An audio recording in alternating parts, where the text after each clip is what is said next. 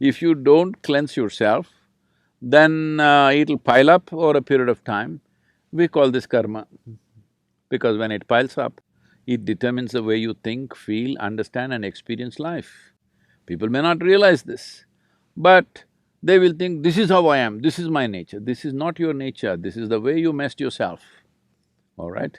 So this cleansing process, one important thing is to give a break for ingestion. Because other systems are largely involuntarily, you can stimulate them, but they're involuntary, they're functioning. Ingestion is a voluntary process, though unfortunately for most people it's become compulsive. It should be a voluntary process, that is, I eat when I want to eat. When I decide I want to eat, I will eat. My hand doesn't decide when to eat. If there's anything, people are doing this all the time. I relate. I think if we leave a bunch of good chocolates around you, your hand will eat, not you. So ingestion should be a conscious process. To bring this consciousness, there are many methods. One is fasting. Simply denying yourself food and water could cause damage to the system. You must support it with the necessary practices. If you have the necessary practices, the need for food will come down. See, our energies are not coming only from the food that we eat. The sunlight, the air, the water, actually, if you… in the yogic sciences, we say, if you really keep your system well, 60 to 70% of your energy should come from these three factors: sunlight, air, water. Another 40% should come from the food that you eat. So naturally, amount of volume of food that you eat will compress. I must tell you about myself. When I was young, I'm a big eater. I never became big because my activity was immense. But today what I eat is actually 1/10 or less than 1/10 of what I used to eat at that time. From the age of 19 till now, I'm still the same weight, what I was at 19. Only thing is, at that time, all the weight was on my shoulders. Now because of this gravity continuously working on me, kind of pulled it down a little bit. But I kept myself up. So fasting as a process must be done with necessary understanding.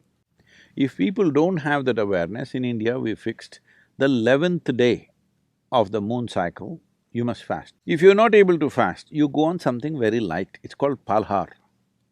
That means you go on fruit diet. Because fruit is a substance which is over 90% water, and you must eat water, not drink water. This is the yogic science. As far as possible, you eat water. You always be conscious about the food that you're eating, what is the water content. Like a South Indian meal, if you eat, a cooked meal I'm talking about, if you eat, very easily 60–70% water. In fact, more. In some of the foods, it's much more. But now the food that you're eating here, you're eating bread, which was baked a month ago probably. Is that minimum? Even in so-called organic shops, it's at least a month or at least a week. Nobody is going and getting fresh bread and come, and anyway, the way the bread is baked, it doesn't have water in it, very, very little water. So of course you're compensating that with a bucket of Coca-Cola or something like that. Right? Yeah. I said a bucket, A not bucket a is a good amount of Coca-Cola. It's this big. Yeah. But that doesn't work like that. If you drink any liquid along with your food, the acids that are necessary for digestive process will get diluted, your whole digestive process gets inefficient. Because food, when it goes in, if it contains water, it assists. But if you put any liquid on top of it, you will see the food will remain in the stomach bag for too long. We are very concerned about this always in the yogic culture and life, that we don't want food to remain in our stomach bag for more than 2.5 hours maximum. In 2.5 hours' time, it doesn't matter what I've eaten, how much I've eaten, it must go into other parts. If it remains there, it makes you dull. It makes you lose your sense of perception. Your the level of perception, the keenness of perception is lost, which you notice if you eat food without Coke or coffee or tea or anything, you feel down.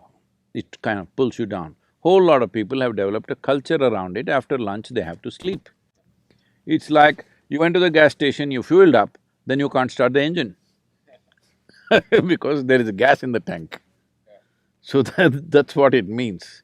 So, to ensure that digestive system is in full process, because for most of the chronic ailments that people are suffering today in the world, the headquarters is in the stomach. Yes. For a lot of people, it's shifting to their head, but largely headquarters is in the stomach, the way… what they eat and the way they eat. So in this way they eat, one simple thing to bring discipline is maybe 1 or 2 days in a month, you go on much lighter foods which are very simple and easy on the body. If you can just thrive on water or just a little bit of lemon and water or little lightly honey-laced water, it will help, but if it's not possible for you, maybe a fruit or something, which is very, very light on the system. The idea is to give digestive process and assimilation process a break so that rest of the body begins to excrete on the cellular level. It must throw out all the impurities.